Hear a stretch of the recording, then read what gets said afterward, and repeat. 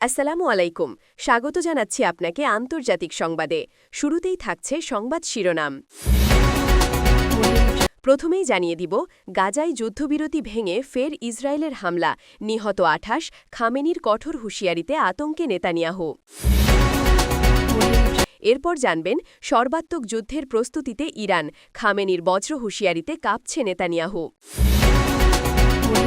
আরও থাকছে, গাজায় যুক্তরাষ্ট্রের ঘাঁটি স্থাপন, ফিলিস্তিন দখলের চেষ্টা, এরদোয়ানের কড়া হুঁশিয়ারি। পুতিনের সঙ্গে জয়শঙ্করের সাক্ষাৎ, বাংলাদেশে রুশ যুদ্ধজাহাজের আগমন, সামনে কি ঘটছে। সর্বশেষ জানবেন, পুতিন ও কিম জং উন দুজনকেই নিয়ন্ত্রণ করা কঠিন, জানিয়েছেন ডোনাল্ড ট্রাম্প। এতক্ষণ শুনছিলেন সংবাদ শিরোনাম, এখন বিস্তারিত। গাজায় চলমান যুদ্ধবিরতির মাঝে নতুন করে বড় ধরনের বিমান হামলা চালিয়েছে ইসরায়েল। ভোররাতে শুরু হওয়া এই হামলায় নিহত হয়েছে ২৮ জন, আহত হয়েছে আরও অনেকে। টানা বিস্ফোরণের শব্দে কয়েকটি এলাকায় আতঙ্ক ছড়িয়ে পড়ে। ধ্বংসস্তূপে আটকা পড়াদের উদ্ধার কাজ সকাল থেকে অব্যাহত রয়েছে। হামলা গাজার উত্তর, দক্ষিণ এবং কেন্দ্রীয় মোট ৩টি অঞ্চলে চালানো হয়। আবাসিক ভবন, একটি ছোট সুপারমার্কেট ও একটি পরিবহন কেন্দ্র সবচেয়ে বেশি ক্ষতিগ্রস্ত হয়েছে। বেশ কয়েকটি জায়গায় রাস্তা ভেঙে পড়ায় অ্যাম্বুলেন্স পৌঁছাতে সমস্যায় পড়ছে। হামলার পর গাজার হাসপাতালগুলোতে রোগীর চাপ বেড়ে যায়। আহতদের পুরোপুরি চিকিৎসা দেওয়ার মতো পর্যাপ্ত বেড না থাকায় অনেককে করিডরে রাখা হয়েছে। প্রয়োজনীয় ওষুধ ও রক্তের ঘাটতিও দেখা দিয়েছে। ইসরায়েলি সেনাবাহিনী জানিয়েছে, লক্ষ্যবস্তু ছিল সশস্ত্র গোষ্ঠীর স্থাপনা। তবে স্থানীয় সূত্র বলছে, ধ্বংস হওয়া অধিকাংশ ভবন ছিল বসতবাড়ি, দোকানপাট ও জনসমাগমের স্থান। হামলার খবর পৌঁছানোর পর ইরানের সর্বোচ্চ নেতা আয়াতুল্লাহ আলী খামেনি কড়া ভাষায় সতর্কবার্তা দেন। তিনি ঘোষণা করেন, গাজায় রক্তপাত বন্ধ না হলে ইসরায়েলকে বড় মূল্য দিতে হবে। এই বক্তব্যের পর মধ্যপ্রাচ্যের পরিস্থিতি আরও টানটান হয়ে ওঠে।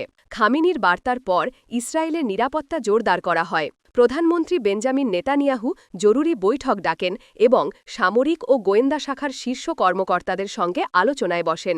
ইরানের হুঁশিয়ারি ইসরায়েলের রাজনৈতিক মহলেও চাপে ফেলেছে। বিভিন্ন দপ্তরে নিরাপত্তা অ্যালার্ট বাড়ানো হয়েছে। সীমান্ত এলাকায় অতিরিক্ত সেনা মোতায়েনের প্রস্তুতিও নেওয়া হয়েছে। গাজায় নতুন হামলার কারণে মানবিক সহায়তা কার্যক্রম আবারও বাধাগ্রস্ত হয়েছে। খাদ্য, পানি ও ওষুধ নিয়ে ঢোকা ট্রাকগুলো কয়েক ঘণ্টা সীমান্তে আটকে ছিল। ক্ষতিগ্রস্ত এলাকায় হাজার হাজার মানুষ নিরাপদ স্থানে যাওয়ার চেষ্টা করছে। আন্তর্জাতিক মহল যুদ্ধবিরতি বহাল রাখতে ইসরায়েলের প্রতি আহ্বান জানিয়েছে। জাতিসংঘ পরিস্থিতিকে অত্যন্ত উদ্বেগজনক বলে উল্লেখ করেছে। গাজার আকাশে এখনও টহল চলছে এবং এলাকায় নতুন করে হামলার আশঙ্কা রয়েছে। এরপর জানবেন, মধ্যপ্রাচ্যে আবারও উত্তেজনা চরমে পৌঁছেছে। ইরান তাদের সামরিক প্রস্তুতি হঠাৎ করেই সর্বোচ্চ পর্যায়ে নিয়ে গেছে। রাজধানী তেহরান, কোম, ইস্পাহান সহ বিভিন্ন অঞ্চলে টানা সামরিক মহড়া চলছে। নতুন ক্ষেপণাস্ত্র ইউনিট মোতায়েন করা হয়েছে সীমান্ত ঘেঁষা এলাকায়। আকাশ প্রতিরক্ষা ব্যবস্থাগুলোকেও যুদ্ধ অবস্থার মতো সতর্ক রাখা হয়েছে। ইরানের সামরিক বাহিনী ঘোষণা দিয়েছে, দেশের সব বাহিনী এখন পূর্ণ প্রস্তুতি অবস্থায়। সেনাবাহিনী, রেভলিউশনারি গার্ড ও ক্ষেপণাস্ত্র বাহিনীর কমান্ডারদের নিয়ে জরুরি বৈঠক অনুষ্ঠিত হয়েছে। কয়েকটি ঘাঁটিতে দ্রুতগতির ব্যালিস্টিক মিসাইল সারিবদ্ধ করতে দেখা গেছে। তেহরানের রাষ্ট্রীয় টিভিতে সরাসরি সম্প্রচারে যুদ্ধবিমান উড্ডয়নের দৃশ্য দেখানো হয়।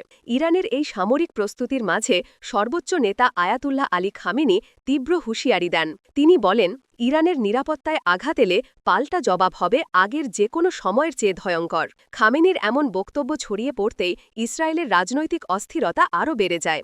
দেশটির নিরাপত্তা বাহিনী সীমান্ত অঞ্চলে অতিরিক্ত সেনা পাঠিয়েছে। টেল আভিভে জরুরি মন্ত্রিসভা বৈঠক ডেকে প্রধানমন্ত্রী বেঞ্জামিন নেতানিয়াহু পরিস্থিতি মূল্যায়ন করেন। সামরিক পরামর্শদাতাদের সঙ্গে তিনি কয়েক ঘণ্টা আলোচনা করেন এবং সব ঘাঁটিকে সর্বোচ্চ সতর্কতায় থাকার নির্দেশ দেন। ইসরায়েলি গোয়েন্দা সংস্থাগুলো জানিয়েছে, ইরানের সাম্প্রতিক গতিবিধি সাধারণ মহড়ার চেয়ে অনেক বেশি। বিশেষ করে তাদের ড্রোন বাহিনী ও দীর্ঘপাল্লার ক্ষেপণাস্ত্রগুলোর অবস্থান পরিবর্তনকে উল্লেখযোগ্য সংকেত বলে মনে করা হচ্ছে। এলাকা জুড়ে আকাশ টহল বাড়ানো হয়েছে। গুরুত্বপূর্ণ স্থাপনাগুলোয় শক্তিশালী প্রতিরক্ষা ব্যবস্থা বসানো হচ্ছে। গাজা ও লেবানন সীমান্তের পরিস্থিতিও আরও উত্তপ্ত হয়ে উঠেছে। ইরানের দেয়া বার্তার পর হিজবাল্লাহ তাদের যোদ্ধাদের নতুন নির্দেশ পাঠিয়েছে। সীমান্তে ইসরায়েলি সেনাদের সঙ্গে কয়েকটি এলাকায় মুখোমুখি টানাপড়েন দেখা গেছে।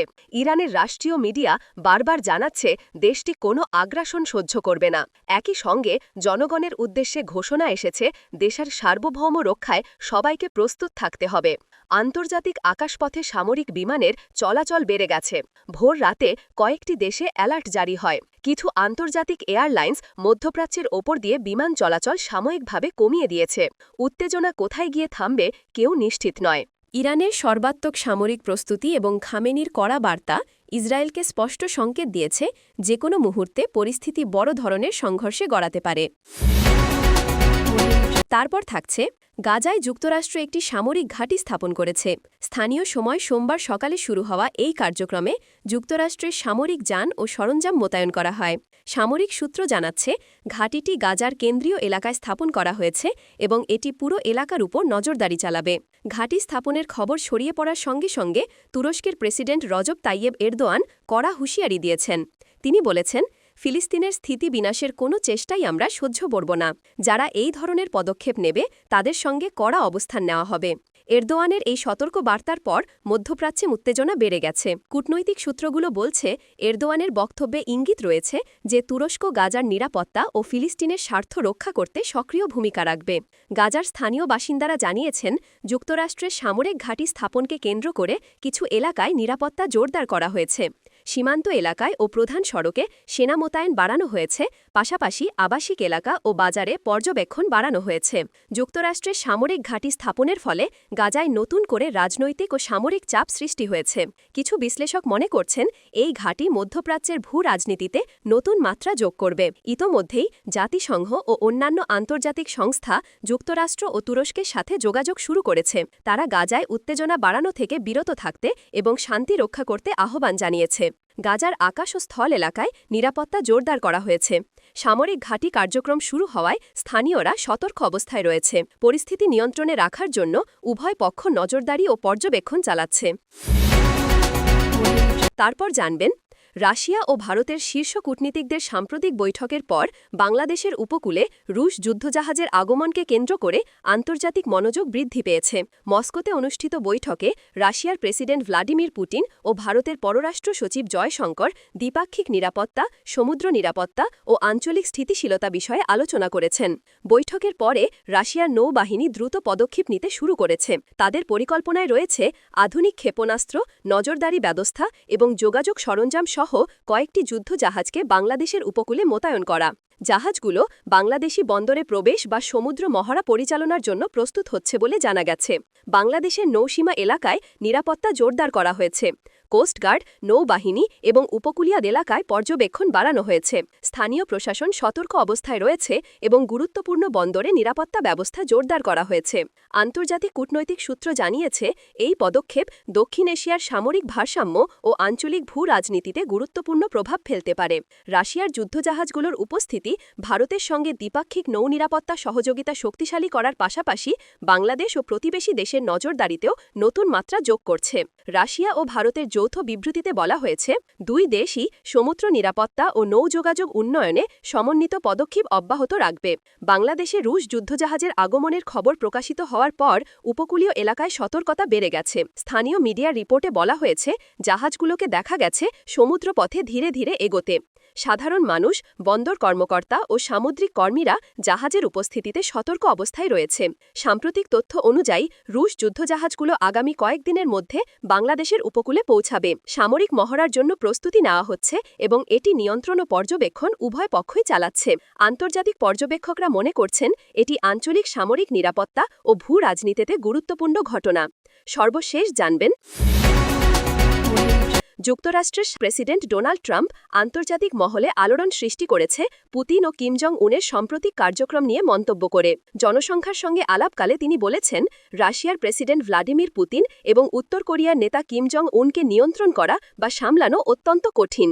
তারা কোনো পরিস্থিতি সহজভাবে মেনে চলে না। ট্রাম্পের ভাষ্য অনুযায়ী এই দুই নেতার রাজনৈতিক ও সামরিক কার্যক্রম বিশ্ব রাজনীতিতে গভীর প্রভাব ফেলছে। তিনি বলেন দুজনের পদক্ষেপ এক মুহূর্তে আঞ্চলিক এবং বৈশ্বিক নিরাপত্তাকে প্রভাবিত করতে পারে। তাই তাদের সঙ্গে যোগাযোগ ও কূটনৈতিক সমঝোতা অত্যন্ত জটিল। বিশেষভাবে তিনি উল্লেখ করেন, রাশিয়ার সাম্প্রতিক পারমাণবিক মিসাইল পরীক্ষা এবং উত্তর কোরিয়ার ব্যালিস্টিক মিসাইল উৎক্ষেপণ এই দুই নেতার কর্মকাণ্ডকে আরও শক্তিশালী ও নিয়ন্ত্রণ কঠিন করেছে। ট্রাম্প বলেন, আমাদের কৌশল, প্রস্তুতি এবং সতর্কতা থাকতে হবে, কিন্তু দুজনের সাথে কার্যক্রম পরিচালনা করা সহজ নয়। ট্রাম্পের মন্তব্যে আন্তর্জাতিক এবং কূটনৈতিক মহলও উদ্বেগ প্রকাশ করেছে। তারা মনে করছেন, পুতিন ও কিম জং উনের সাম্প্রতিক পদক্ষেপগুলো যে কোনো সময় আঞ্চলিক বা বৈশ্বিক সংঘর্ষের সম্ভাবনা সৃষ্টি করতে পারে। তিনি সাংবাদিকদের বলেন, ভুল বোঝাবুঝি বা কোনো অনির্ধারিত পদক্ষেপ বড় ধরনের সংকটের সূত্রপাত করতে পারে। তিনি আরও বলেন, এই দুই নেতার সঙ্গে সম্পর্ক ও যোগাযোগের ক্ষেত্রে এক ধরনের কৌশল এবং সতর্কতার প্রয়োজন। যুক্তরাষ্ট্রের কূটনৈতিক ও সামরিক প্রস্তুতি সবসময় সর্বোচ্চ পর্যায়ে থাকতে হবে। ট্রাম্পের এই মন্তব্য আন্তর্জাতিক সম্প্রদায়, বিশেষ করে রাশিয়া, উত্তর কোরিয়া এবং তাদের প্রতিবেশী দেশগুলোকে সতর্ক করেছে। তিনি জানাচ্ছেন, পুতিন ও কিমের পদক্ষেপের ফলে আঞ্চলিক স্থিতিশীলতা ঝুঁকির মুখে পড়তে পারে। বিশ্বের সাধারণ মানুষও এখন এই দুই নেতার কর্মকাণ্ডের দিকে নজর রাখছে। আন্তর্জাতিক পর্যবেক্ষকরা বলছেন, পুতিন ও কিম জং উনের যে কোনো পদক্ষেপের ফলে আঞ্চলিক ও বৈশ্বিক নিরাপত্তা পরিস্থিতি যে কোনো সময় পরিবর্তিত হতে পারে। ট্রাম্পের মন্তব্যের পর কূটনৈতিক মহলে আশা করা হচ্ছে, ভবিষ্যতে আন্তর্জাতিক সংলাপ ও শান্তি রক্ষার চেষ্টা জোরদার হবে। তবে এই দুই নেতাকে নিয়ন্ত্রণ করা কঠিন হওয়ায় পরিস্থিতি এখনও অনিশ্চিত।